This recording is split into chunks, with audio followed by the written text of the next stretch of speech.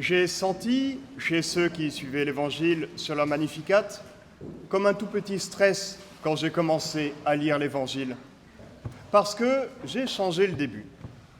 Alors, je n'ai pas complètement changé l'Évangile, rassurez-vous. Mais les Évangiles qu'on entend à la messe sont toujours introduits par une petite phrase qui les met dans le contexte. Et là, j'aurais dû lire, d'après le lectionnaire, « En ce temps-là, Jésus disait aux foules ». Mais si vous prenez votre Bible et que vous lisez ce grand discours qu'on lit depuis plusieurs jours du chapitre 13 de l'Évangile selon saint Matthieu, on se rend compte que là, quand Jésus nous parle de cette parabole du filet, quand Jésus conclut son discours, c'est la deuxième partie de l'Évangile, il ne parle plus aux foules. Le chapitre 13 commence par Jésus qui sort de la maison et qui va effectivement parler aux foules. Et puis, à un moment, donc il leur raconte la parabole du semeur qui est sorti pour semer. Et puis, ses disciples s'approchent et demandent des explications.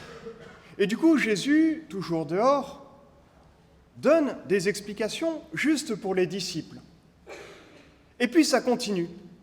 Jésus rentre dans la maison et ses disciples le suivent. Ou plus exactement, Jésus renvoie les foules, rentre dans la maison et ses disciples le suivent. On n'est plus devant toutes les foules, on est devant ceux qui sont rentrés dans la maison. Alors, c'est vrai, aujourd'hui, c'est la foule qui est rentrée dans la maison. Mais ça dit quand même quelque chose. On rentre dans la maison avec Jésus. Je crois que dans ce mouvement du chapitre 13, on a quelque chose de, disons, une clé de lecture pour vivre nos JMJ.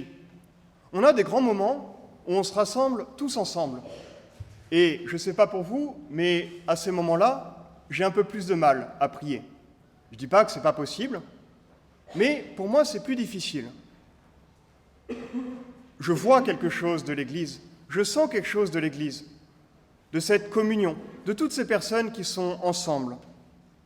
Et c'est un temps où vraiment, je sais que je reçois beaucoup. Mais sur le moment, j'en vois pas vraiment les fruits. Pour en voir les fruits, j'ai besoin de rentrer dans la maison.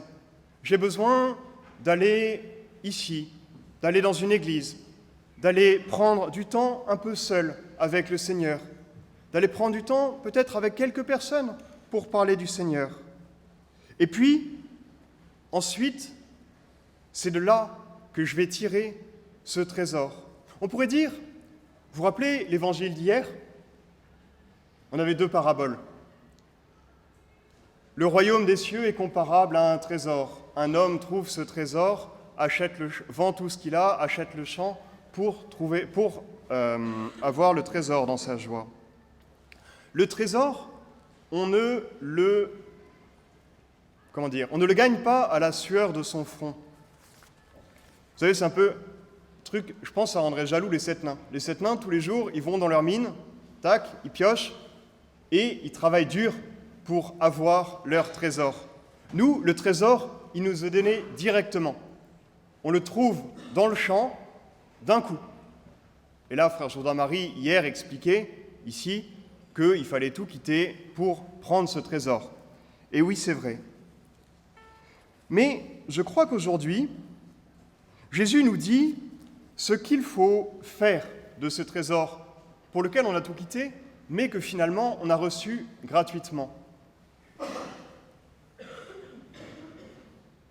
Tout scribe devenu disciple du royaume des cieux est comparable à un maître de maison qui tire de son trésor du neuf et de l'ancien.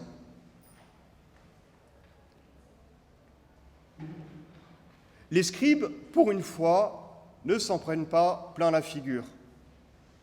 Là, dans l'évangile d'aujourd'hui, c'est bien d'être un scribe. Alors c'est quoi un scribe ? Un scribe, c'est quelqu'un qui sait lire, qui sait écrire, mais surtout quelqu'un qui étudie la parole de Dieu, quelqu'un qui connaît la parole de Dieu. Eh bien, je crois que c'est ça qu'on est appelé à vivre. Un scribe devenu disciple du royaume des cieux, c'est un scribe qui, à travers son étude de la parole de Dieu, a fait la rencontre de Jésus. C'est quelqu'un qui reçoit de cette révélation. C'est quelqu'un qui reçoit la parole d'un Dieu qui s'est incarné pour venir habiter sa vie. Alors, ce scribe, il a un trésor. Et ce trésor, c'est le royaume de Dieu. C'est Dieu dans sa vie, c'est Jésus. Et il tire de son trésor du neuf et de l'ancien. Ça nous dit aussi de quelle manière on doit étudier cette parole de Dieu, de quelle manière on doit accueillir Jésus dans notre vie, en tirant du neuf et de l'ancien. De l'ancien, ça ne veut pas dire du défraîchi. Ici, on vénère Sainte Thérèse de l'Enfant Jésus. Elle est morte il n'y a pas si longtemps que ça, elle est docteur de l'Église. À 300 mètres, on vénère saint Thomas d'Aquin. Il est mort il y a un peu plus longtemps, il est aussi docteur de l'Église. C'est ça l'Ancien. L'Ancien, ce sont tous ceux qui nous ont précédés et qui ont expliqué cette parole de Dieu, qui ont expliqué de quelle manière Dieu avait rendu présent son amour dans le monde. Alors, je vais reprendre mon image des nains, parce qu'à l'époque de saint Thomas d'Aquin, ils ont un proverbe qui est éclairant sur la manière de faire. Nous sommes des nains, non pas qu'on doive aller à la mine pour chercher notre trésor, mais on est des nains debout sur les épaules de géants. Des géants comme sainte Thérèse, des géants comme saint Thomas d'Aquin, des géants comme tous les saints qui nous ont précédés et qu'on peut vénérer dans toutes les églises de Lisbonne en ce moment. Les nains sur les épaules de géants, ils sont plus petits que les géants. C'est vrai, c'est sûr. Et en même temps, comme ils sont debout sur leurs épaules, ils voient un tout petit peu plus loin. Alors, demandons à Dieu cette grâce pour que nous aussi, nous puissions tirer de notre trésor du neuf et de l'ancien. Demandons à Dieu cette grâce de nous mettre à l'école des saints. Demandons à Dieu cette grâce de nous mettre à l'école de ceux qui nous parlent de Dieu vraiment, de ceux qui nous parlent de Dieu en vérité. Amen.